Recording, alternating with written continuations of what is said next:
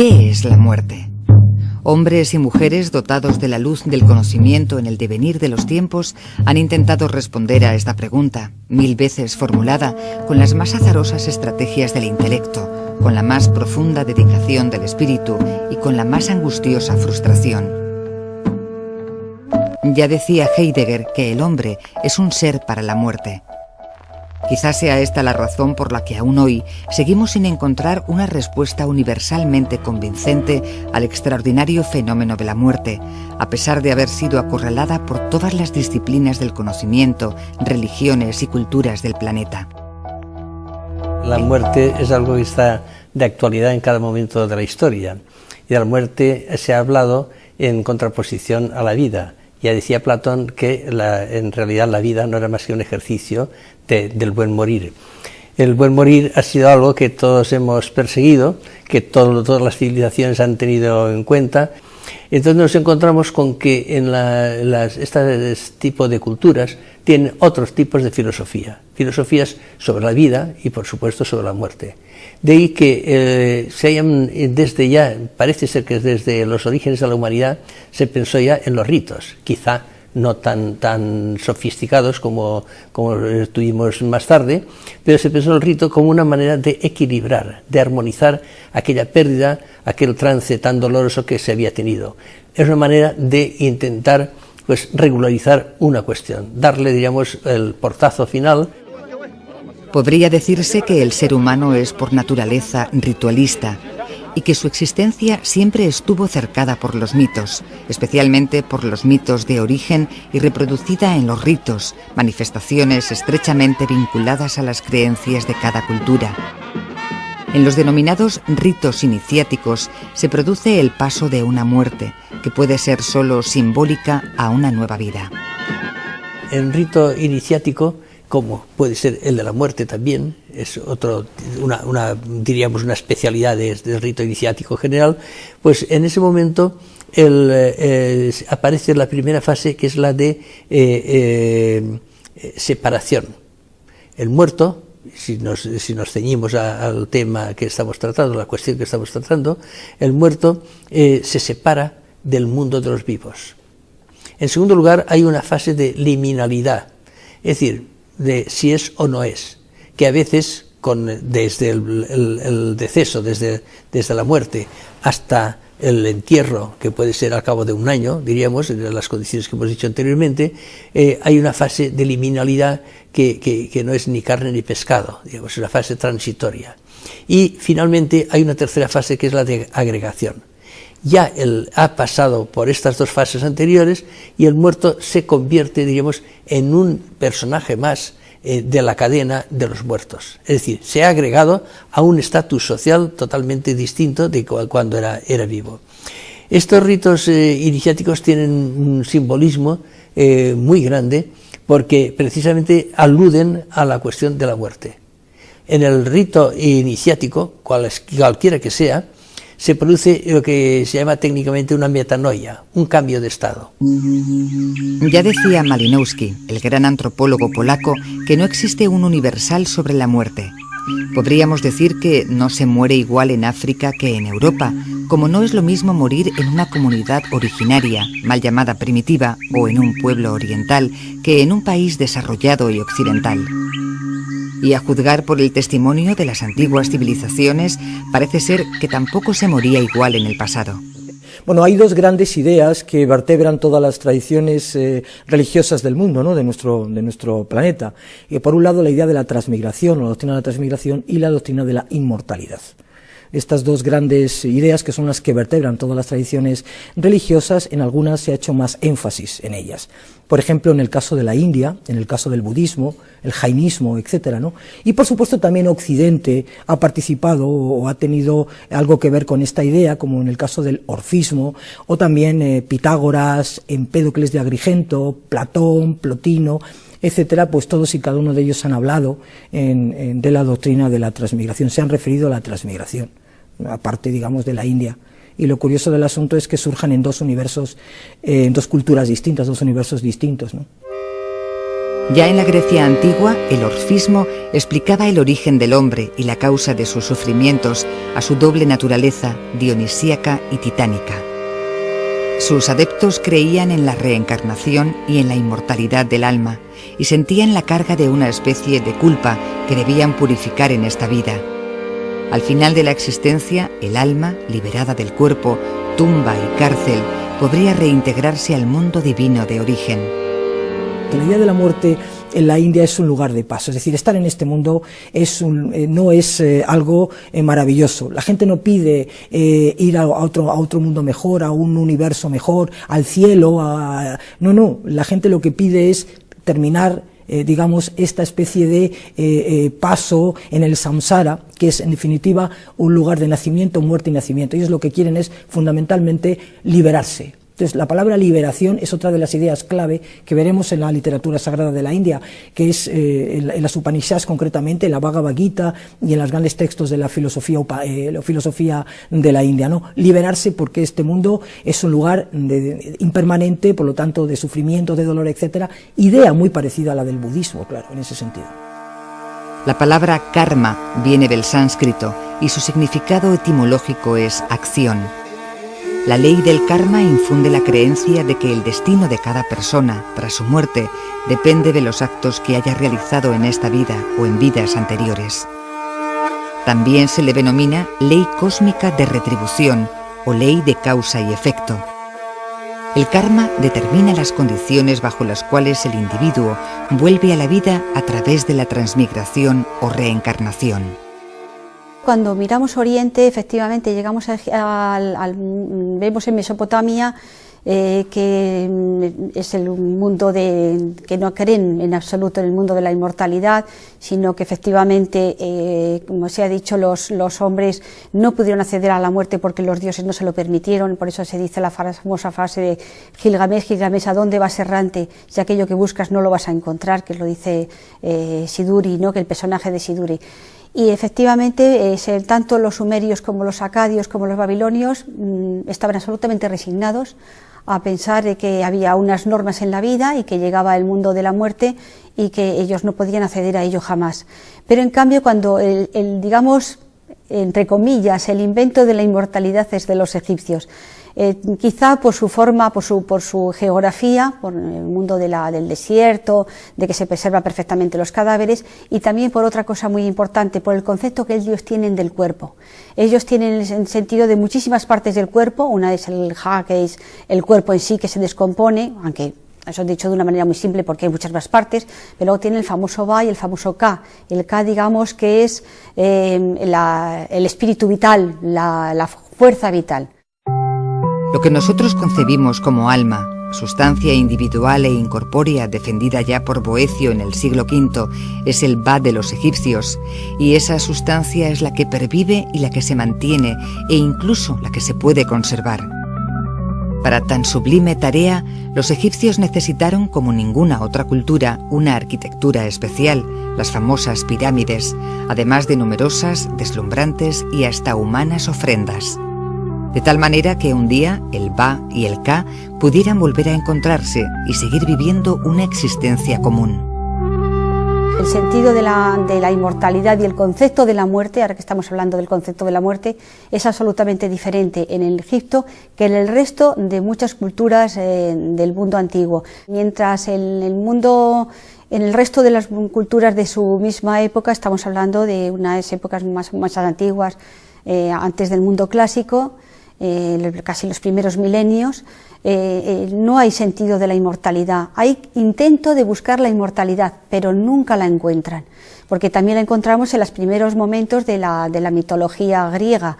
Está Hércules, que le dice, por ejemplo, Aquiles dice de él: aunque fue tan querido de Zeus, no consiguió la inmortalidad porque los dioses no se lo permitieron.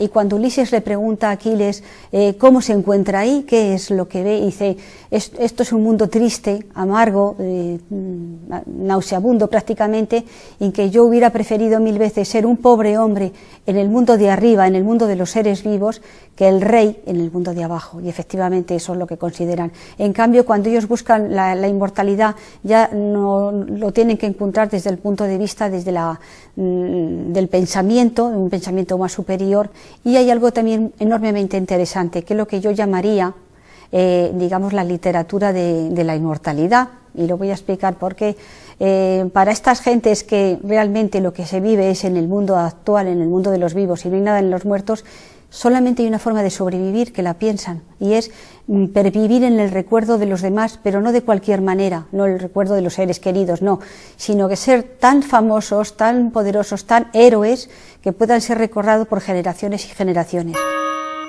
Las creencias concernientes a la esfera espiritual de cada cultura, en cada diversa geografía del planeta y allende los tiempos, han dado lugar a los sistemas de creencias, las llamadas religiones, en el anhelo de salvar al hombre del trance doloroso de la muerte. Así, las comunidades originarias que hoy habitan nuestro planeta siguiendo aún sus creencias y costumbres ancestrales, parecen preocuparse de una manera particular de la muerte. Esto implica la diversidad de las culturas, y la diversidad de pensamientos que tenemos en nuestras culturas. Una cultura occidental dista muchísimo de una cultura oriental, por ejemplo. Las culturas mesoamericanas pues nada tienen que ver con el pensamiento, con nuestra filosofía. De hecho, siempre estamos hablando de la filosofía griega como los orígenes del pensar, del paso del mito al rito, del mito al logos, y entonces contraponemos y pensando que nosotros estamos en posesión de la verdad. Es una especie de etnocentrismo que practicamos cotidianamente.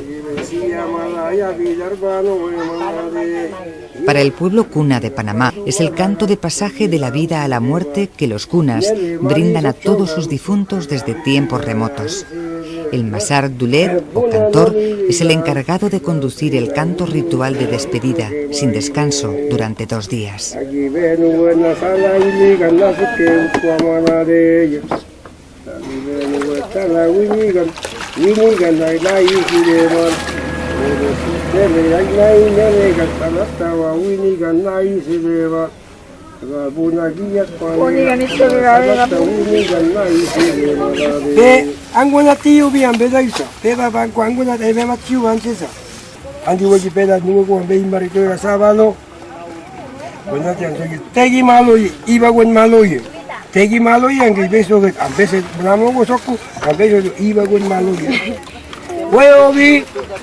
Entonces las creencias influyen decisivamente en los rituales. Si hay un ritual de cremación, el fuego formará parte importante de esas creencias. Si hay un ritual de inmersión, como ocurre en algunas comunidades primitivas, llamamos primitivas, a mí no me gusta el término porque es un término colonial, pero en fin, para entendernos, ¿no? Entonces tenemos algunas cuestiones de este tipo que diversifican los rituales. Parece que sean contradictorios, parece que no tengan nada que ver uno con el otro, pero en el fondo todos persiguen el mismo interés y el mismo objetivo, es decir, regularizar la situación que se ha producido pues por un trauma, un desenganche, diríamos, de la vida que ha tenido uno de sus miembros. Los Aymara es un ritual más complejo, también tiene algo parecido, pero tampoco hay una cremación, sino hay una inhumación, y entonces tienen consideran que porque claro, como hemos dicho antes, la relación de la muerte con la vida está íntimamente unida, ¿no?